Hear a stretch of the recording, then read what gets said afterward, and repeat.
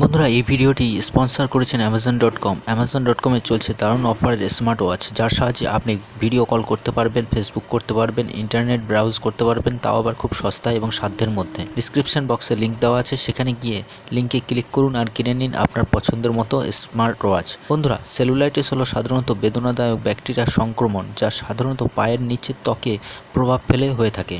তবে কিছু কিছু ক্ষেত্রে এটি মুখ, বাহু বা শরীরের অন্যান্য অংশেও হতে পারে।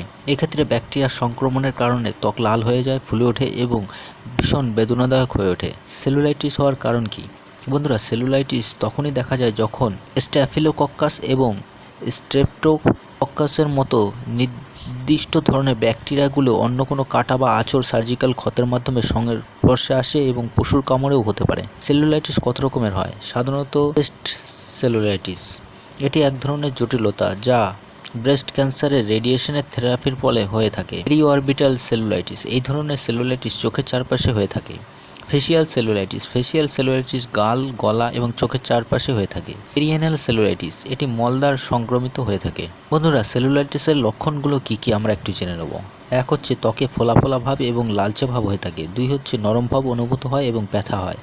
তিন হচ্ছে অকারণে জায়গা গরম ভাব হয়ে থাকে, জ্বর, বমি ভাব হয়ে থাকে, ঠান্ডা ঘাম হয়ে থাকে, অবসাদ হয়ে থাকে, মাথা ঘোরা হয়ে থাকে, পেশিতে ব্যথা হয়ে থাকে এবং পুঁজজনিত রক্ত হতে পারে। তো বন্ধুরা, আরও আছে সেলুলাইটিস নিয়ে কথা জানতে ভিডিওটিকে অবশ্যই শেষ পর্যন্ত দেখতে থাকুন। আর এমন ধরনের ভিডিও পেতে আমাদের চ্যানেলটিকে সাবস্ক্রাইব করে পাশের ঘন্টাটিকে বাজিয়ে দিন। ভিডিওটিকে একটি লাইক ও শেয়ার করতে ভুলবেন না। কমেন্ট বক্সে অবশ্যই আপনার মতামত লিখে জানাবেন।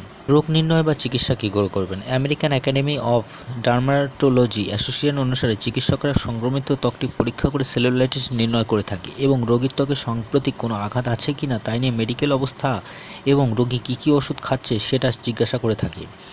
এই চিকিৎসা সাধারণের মাধ্যমে হয়ে থাকে। অ্যান্টিবায়োটিকগুলি সেলুলাইটিস চিকিৎসার মাধ্যমে 5 থেকে 14 দিনের জন্য নির্ধারিত হয়ে থাকে। বেশিরভাগ ক্ষেত্রে কয়েকদিন পরে উপসর্গগুলো অদৃশ্য হয়ে যায়। যদি সংক্রমণটি গুরুতর হয়ে থাকে তবে অ্যান্টিবায়োটিকগুলো ইন্ট্রোভেনাসের মাধ্যমে দেওয়া হয়ে থাকে বা প্রয়োজন হতে পারে। এছাড়া চিকিৎসক বিশ্রামের পরামর্শ দিয়ে থাকে। সেলুলাইটিস প্রতিরোধ করবেন কী করে? সংক্রমণ রোধ করতে পোকামাকড়ের কামড়, আঁচড় থেকে এড়িয়ে চলতে হবে। ত্বকে ফাটল রোধ করতে ত্বককে ময়শ্চারাইজার রাখতে হবে।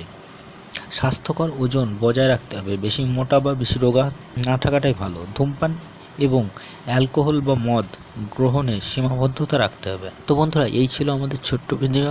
আশা করি ভিডিওটি ভালো লেগেছে, তাই দেরি না করে ভিডিওটিকে একটি লাইক করুন, শেয়ার করুন। আপনি যদি এখনও আমাদের চ্যানেলটিকে সাবস্ক্রাইব না করে থাকেন তাহলে অবশ্যই চ্যানেলটিকে সাবস্ক্রাইব করে আমাদের সঙ্গে যুক্ত থাকবেন। ভিডিওটি শেষ পর্যন্ত দেখার জন্য অশেষ ধন্যবাদ। আপনার দিনটি শুভ হোক।